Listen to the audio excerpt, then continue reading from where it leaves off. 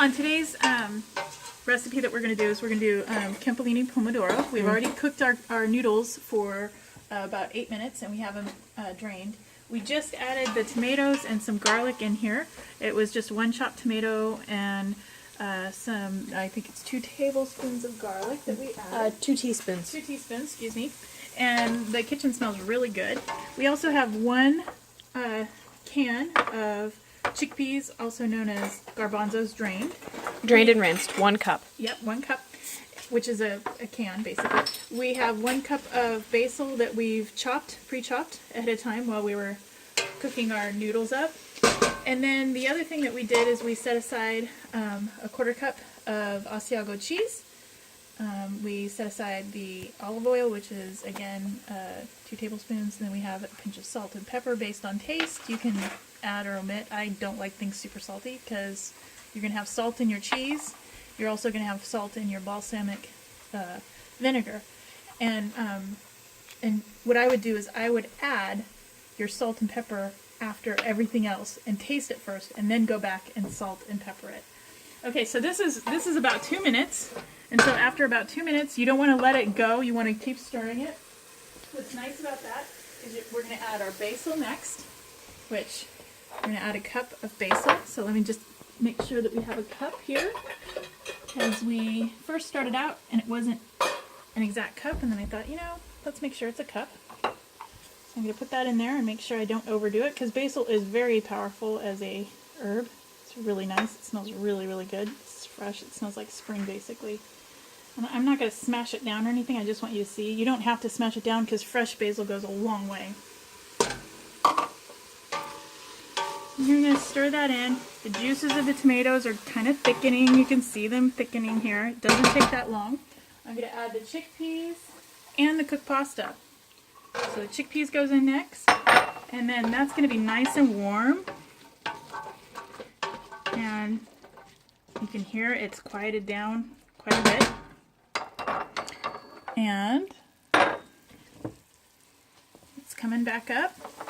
And I don't like dumping it in all at once because that'll squish everything and bruise the basil. And by what I mean by bruise is you'll see that the basil will, instead of being a nice bright green, it'll be like a black. And so I just mix it in a little bit, and then I add more. Mix in a little bit more. So that's what I like to do. Just a little bit at a time. And it's kind of therapeutic after a nice long day's work, just to stir some stuff around, or if you're just trying to get things off your mind, just to stir stuff around. Whoops, that was a little too much. Hopefully I didn't bruise my basil. We'll find out. Push it over around. And if your pasta sticks like that, just be gentle with it. It will break apart eventually. Like that just did. And you don't have any lumps. And so you have it all the way mixed straight through. And you've noticed I haven't changed the setting on the cooktop at all. It does not take that long at all to bring this forward. And so you can still see the bright green of the basil. Let me put this off to the side.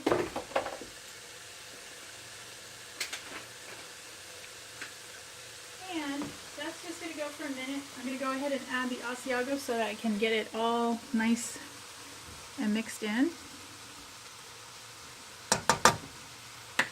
And again, if you like more cheese, go ahead. Now's the time to put it in. If you don't want the cheese, or you find that you ran out of cheese, that's happened to me before. It's still good without cheese. In fact, I can't have too much cheese in my diet, and so that's unfortunate for me, but I love it. And now I'm going to go ahead and put the balsamic in here. It's going to get really good, and it's surprising because when you cook balsamic, what's nice about balsamic vinegar is it gets this wonderful smell mixed in with the basil. Oh gosh, if you guys can smell this right now. But it also gets this really nice kind of a darker sheen to the food. Look at that.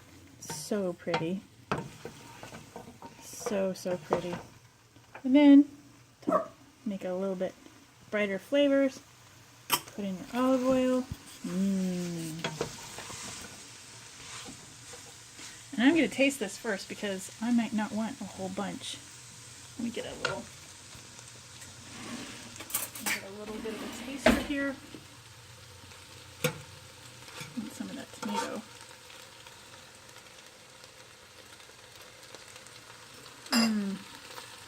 That's really good. Okay. But because the recipe calls for it, I'll go ahead and put some salt and pepper in.